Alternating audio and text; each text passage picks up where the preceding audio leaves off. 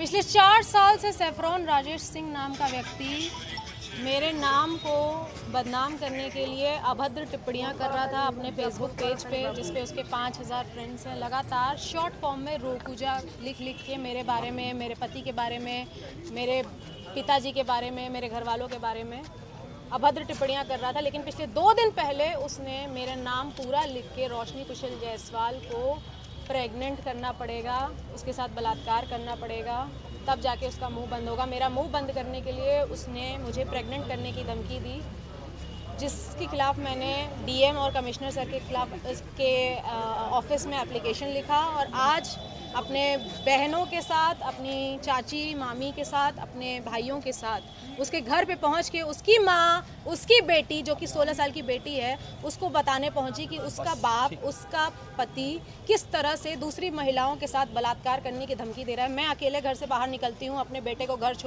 School छोड़ने के लिए, उसे ट्यूशन छोड़ने के लिए। मुझे अकेला पाकर वो कभी भी मेरा बलात्कार कर सकता है। मेरा बलात्कार होने के बाद, जैसे आरजीकर मेडिकल कॉलेज की महिला के साथ बलात्कार होने के बाद लोग उसके सपोर्ट में मोमबत्ती लेकर बाहर निकल रहे थे सपोर्ट के लिए, मैं नहीं चाहती कि मेरा बलात्कार या किसी भी महिला या किसी भी बेटी का बलात्कार होने के बाद लोग फिर से आरजीकर मेडिकल कॉलेज की तरह, निर्भया कांड की तरह मोमबत्ती लेके निकलें। अगर बलात्कारी ऐसा है, सैफरॉन राजेश सिंह जैसा है, और उसका घर मुझे पता है, जो मेरे ही शहर बाबा विश्वनाथ की नगरी काशी में रहता है, तो मुझे उसके घर पे जाके उसकी बीवी, उसकी बेटी, उसकी माँ को ज़रूर बताना चाहिए कि वो क्या है।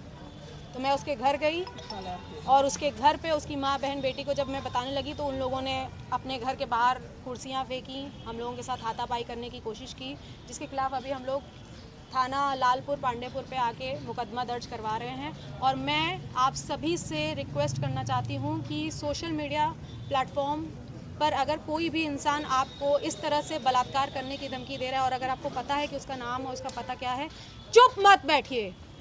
मैं हर उस महिला के सपोर्ट में आज आवाज़ उठा रही हूँ जो इन जैसे बलात्कारियों के चपेट में आ जाती हैं।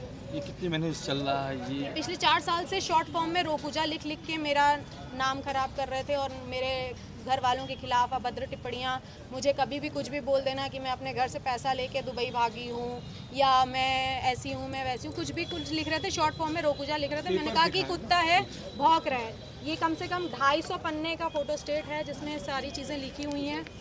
पहले इस्तेमाल करो फिर विश्वास करो को सही में फॉलो करती रोशनी कुशल जायसवाल, ये सैफरॉन राजेश सिंह की आईडी है।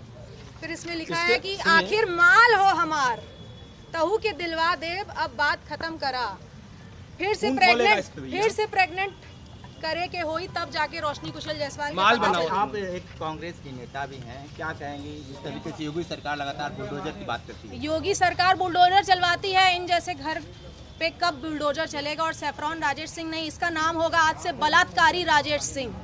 इसके घर में, इसके मोहल्ले में, ये सारे फोटो स्टेट मैंने हर घर में बांट के आए हैं कि आपके मोहल्ले में रहता है ये बलात्कारी सैफरॉन राजेश सिंह, जो दूसरे की, मैं भी किसी की माँ हूँ, मेरा 9 साल का बेटा है, मैं भी किसी की बीवी हूँ। मेरे पति का खून खौलेगा कि नहीं जब उसकी बीवी को इस तरह से बलात्कार करने की धमकी आएगी? 4 साल से चल रहा है। आपको लगता है कि किसी राजनीतिक पार्टी से बिलोंग करते हैं? आरएसएस का है, अपने आप को आरएसएस का बोल रहे हैं, और क्या है क्या नहीं है मैं उनको ना जानती हूँ ना मुझे उनको जानना है।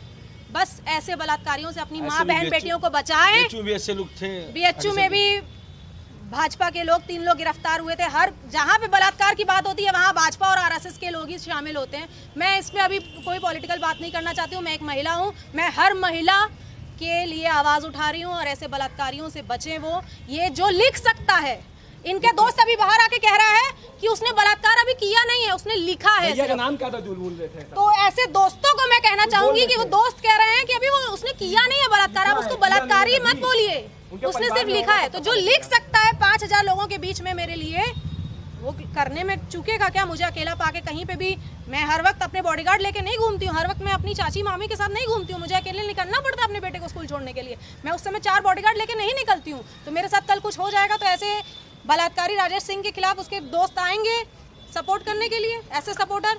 उनकी बीवी भी कह रही हैं लिख दिए तो क्या हो गया? अरे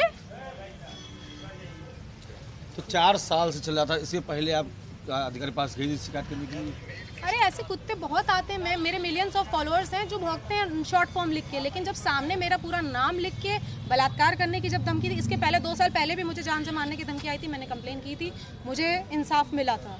तो आज एक बार फिर से बलात्कार करने की धमकी आई है। मैं कभी भी अकेले पाके मैं किसी ऐसे बलात्कारी का शिकार ना हो जाऊँ, इसलिए मैंने थाना की कार्रवाई करना ज़्यादा सही है। क्या बोले उन्होंने बोला है कि साइबर क्राइम है, ये साइबर पे उन्होंने लिखा है और आगे कार्रवाई होगी। मैं योगी मोदी जी से निवेदन करना चाहती हूँ कि ऐसे बलात्कारी राजेश सिंह के घर के ऊपर और महिलाओं से कब क्या करना चाहेंगे जो महिलाएं दब जाती हैं? जो भी महिलाएं ऐसे लोगों से डर जाती हैं या छोड़ देती हैं, मैं उन सब से रिक्वेस्ट करना चाहूँगी कि अगर ऐसे लोगों को छोड़ते हुए आएंगे तो कभी आपकी बहन, आपकी बेटी, आपकी बीवी कोई भी हो सकती है। तो इन जैसे लोगों को बिल्कुल नहीं छोड़ना है, इनके खिलाफ आवाज़ उठानी है और महिला सशक्तिकरण की मिसाल पैदा करनी है। Thank you.